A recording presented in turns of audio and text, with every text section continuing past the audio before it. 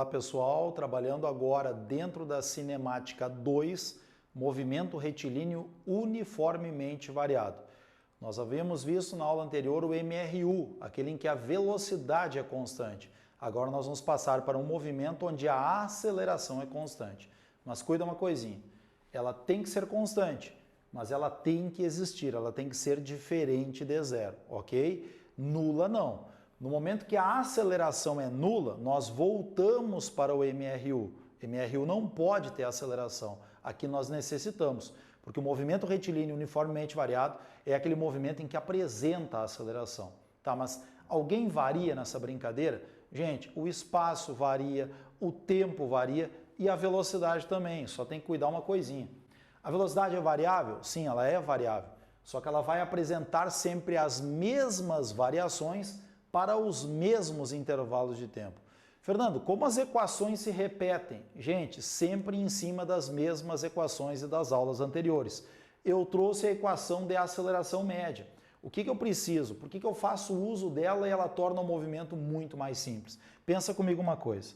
Se nós abordarmos um determinado movimento sempre nos mesmos intervalos de tempo, se a aceleração é constante, nós vamos ter sempre a mesma variação de velocidade. Ou seja, a mesma variação de velocidade para a mesma aceleração tomado um mesmo intervalo de tempo. Tem uma forma de escrever isso simplesinho, bonitinho, rapidinho? Está aqui embaixo. Ó. Nós teremos sempre as mesmas variações de velocidade para os mesmos intervalos de tempo. Ou para os mesmos intervalos de tempo, as mesmas variações de velocidade. Eu já vi aquele desenho em outros vídeos. Vamos trazer ele para cá de novo. Temos velocidade? Temos, mas o que compõe o movimento retilíneo uniformemente variado é a aceleração. Então coloquei a aceleração nos dois movimentos. Como é que eu observo esse corpo de cima, esse carro de cima? Nos mesmos intervalos de tempo, eu vejo ele percorrendo espaços cada vez maiores. Então eu apelido esse movimento aqui de movimento acelerado, ok? Onde nós temos a aceleração contrariando o sentido da velocidade, nós teremos espaços cada vez menores, ok, gente? O que vai compor um movimento chamado movimento retardado, ok, gente? Um movimento em que a velocidade aumenta, um movimento em que a velocidade diminui, porque nós precisamos identificar a variação da velocidade. E uma forma bem fácil de identificar se a velocidade aumenta ou diminui é a forma como os espaços apresentados se comportam. Se eles aumentam com o passar do tempo, significa que o corpo está ganhando velocidade. Ou se ele diminui com o passar do tempo, significa que esse corpo está perdendo velocidade. Agora eu te peço um minutinho só, nós não vamos sair da abordagem desse movimento e eu vou trazer a equação horária desse movimento e nós vamos fazer a tradução da mesma equação. É um minutinho só, ajeita o quadro e a gente está de volta. Refeito o quadro, gente, agora nós vamos para a função horária da posição, mas seguindo as características do quadro anterior. Fernando, essa equação ela é muito parecida com a do MRU. Gente, lembra um pouco. Se eu tapar essa parcela aqui, lembra da função horária do MRU, correto? Mas repara que nós temos uma nova parcela nessa brincadeira aqui. E nós deixamos de ter uma função do primeiro grau e nós passamos para uma função do segundo grau. Num próximo momento nós vamos estudar o gráfico dessa função e nós vamos representar uma parábola, mas isso fica para depois, correto? Agora nós vamos traduzir essa equação, ver o que ela nos mostra, o que ela nos traz de dados. O que eu fiz? Eu criei uma equação abaixo da forma algébrica acima para nós traduzirmos em movimento o que está acontecendo, tá? Então nós vamos fazer isso na forma de um exercício bem simples. Identificar os valores e traduzir o que eles estão nos dizendo. Primeiro passo, tá? Associar esse 1 à posição inicial. Associar o 3 à velocidade inicial. E cuida, este menos 2 que nós temos aqui, nós temos que associar a meios, ou seja, a aceleração sobre 2, tá bom? Então vou transcrever para cá para baixo. Olha lá, a posição inicial desse movimento, 1, tá? Utilizando o Sistema Internacional de Unidades, o MKS, metro, quilograma, segundo, eu vou tomar a liberdade para utilizar as medidas de comprimento em metro e tempo em segundo, correto? Então vamos lá. Posição inicial, 1 metro. O 3 corresponde à velocidade inicial. Velocidade inicial, 3 metros por segundo. Só que no momento que eu busco a aceleração, você me diz assim, poxa, o menos 2 corresponde à aceleração, né? Negativo. O menos 2 corresponde a meios. Então, o que eu faço?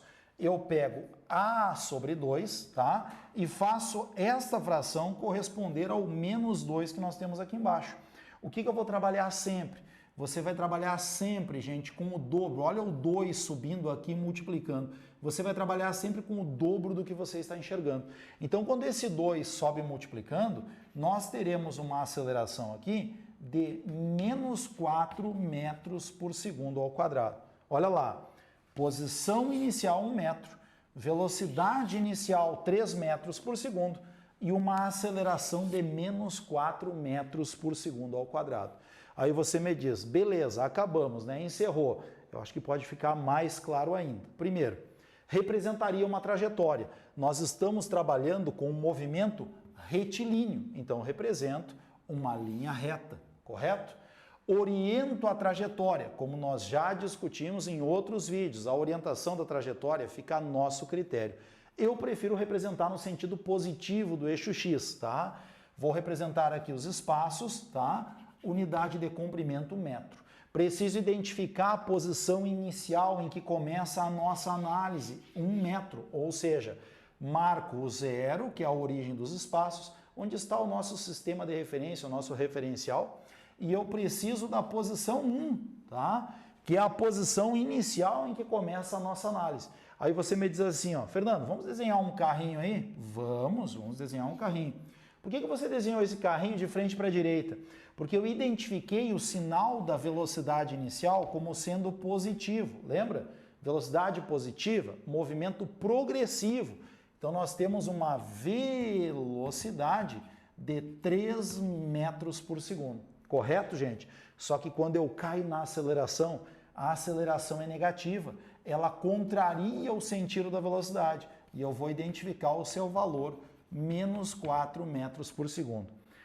Vamos fazer uma revisãozinha das outras aulas. Nós podemos classificar o movimento quanto à velocidade, progressivo. E quanto à velocidade e aceleração, esse movimento é retardado. Vamos colocar aqui? Então nós temos um movimento, tá? Que é um movimento progressivo, porque eu avanço na direção da trajetória em que ela está orientada, e retardado.